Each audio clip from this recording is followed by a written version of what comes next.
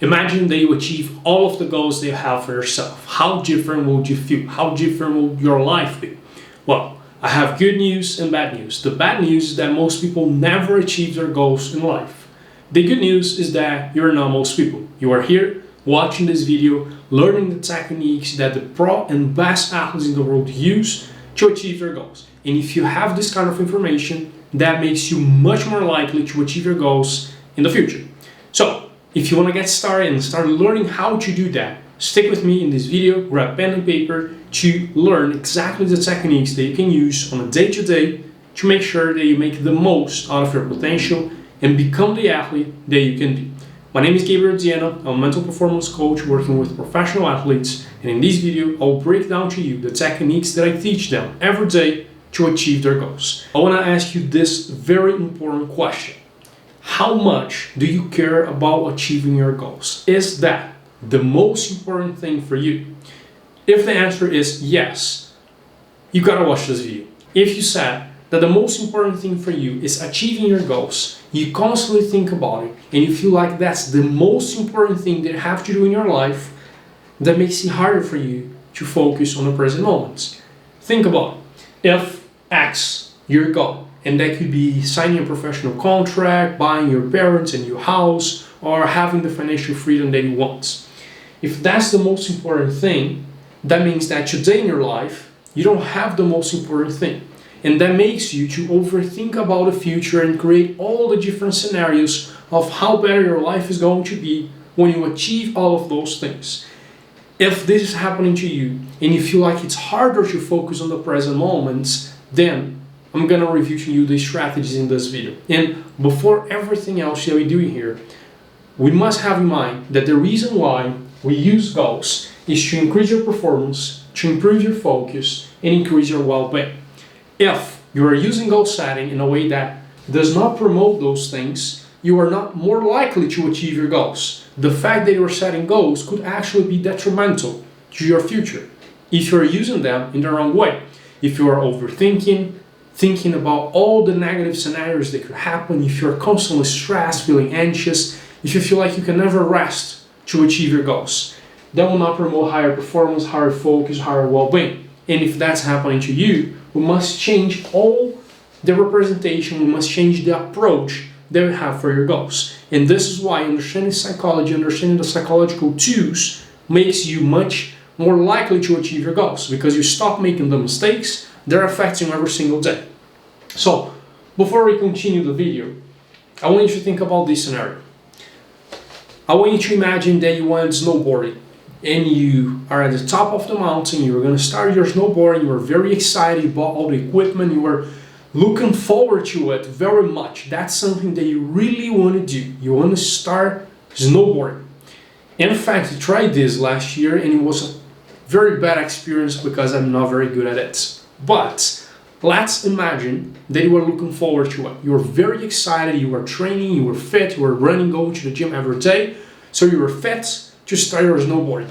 And when you are at the top of the mountain, ready to start your snowboarding, someone asks you, where do you want to go? And you say to the bottom of the mountain. So that guy says, all right, I can help you. He grabs you, puts you in his helicopter, takes you down the mountain and say, here we go. You are at the bottom of the mountain, safe, quick, you're here. Would that be enjoyable for you? Is that the thing that you are looking for to get to the end of it? Or is it going through the mountain? Take this analogy and apply that to your goals. If right now you feel like you are at the top of the mountain, looking forward to go down, but all you think about is when you are at the bottom, so you can skip all the journey to get there, you don't want to do that. And when we think about that in neuroscience, what happens in your brain is dopamine makes you to work for something. So dopamine is something that is released prior to our rewards. If you expect getting a reward, you're more likely to release more dopamine. That gives you more motivation to get it done. So in very simple terms, I tell you, if you run up to that place, I'm gonna give you $100. So if $100 really means to you, you're gonna run there very quickly because you're gonna have a spike in dopamine, so you are able to do that activity. Now, if I tell you, I give you $2 so you can run 10 miles, you're probably not going to feel motivated to do that because you don't have the necessary rewards to get that, to do that activity. So, if the spike in dopamine, if the increased level in motivation is not enough to make you pursue the activity, you don't do it. If you have enough dopamine, so if you have a dopamine release strong enough to make you get you initiated in a task, you perform that task. When the reward is only at the end, you wish to skip the journey. So,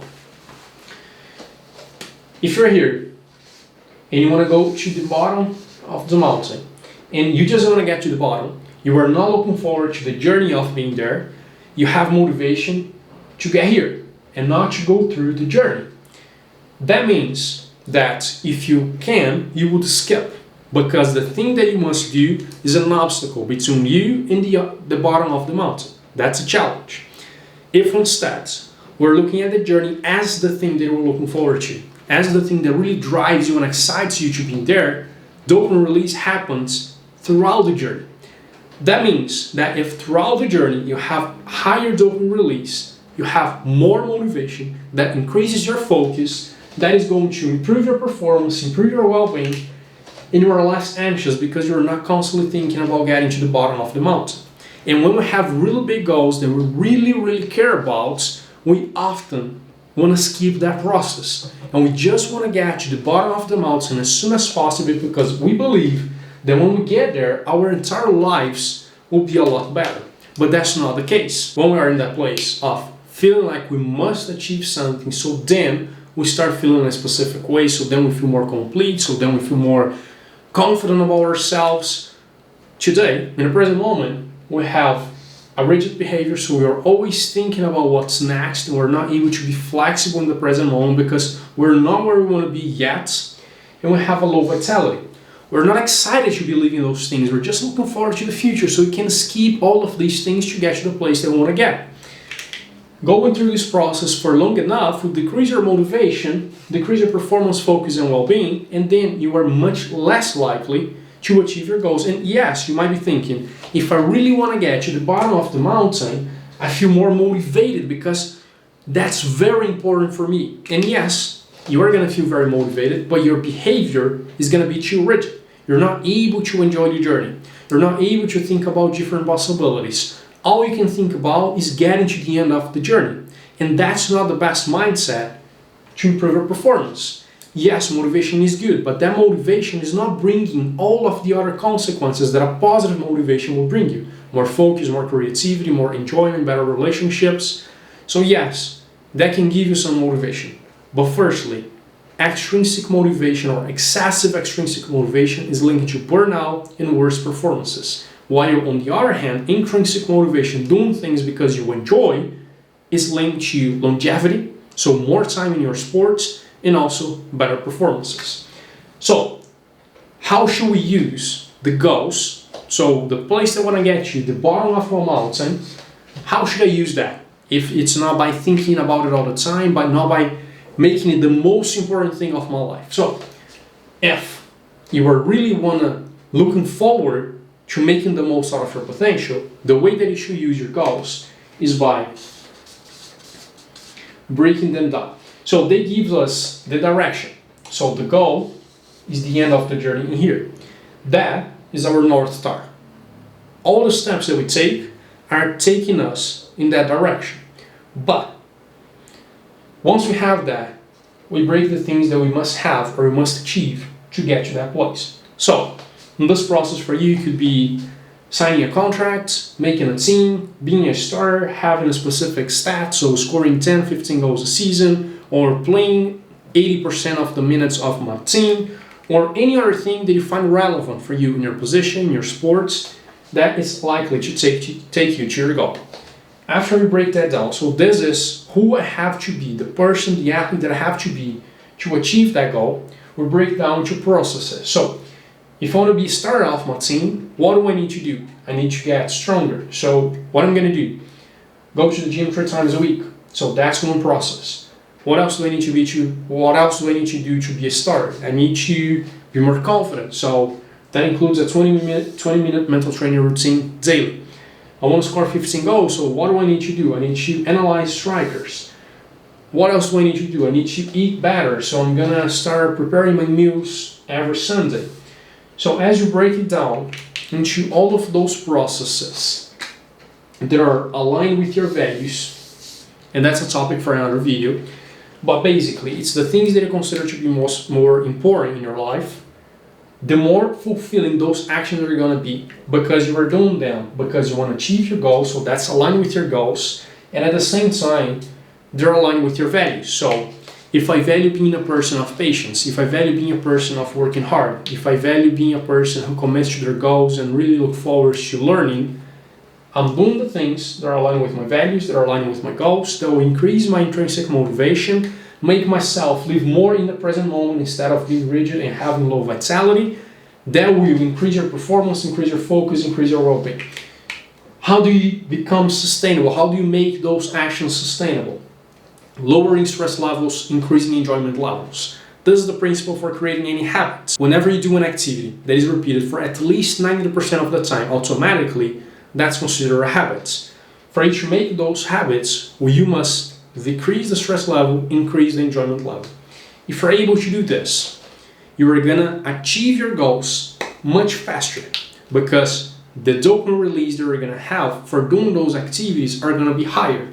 What that means in your day-to-day, you are able to do harder things without realizing they are hard because dopamine release is higher, giving you the perception that what you were doing is easier because you're more motivated. And you can think about different scenarios in your life where this happens. When you were playing with your friends and you really felt like you never got tired. You were running, playing all day, but never felt tired. That was very likely because your motivation was higher.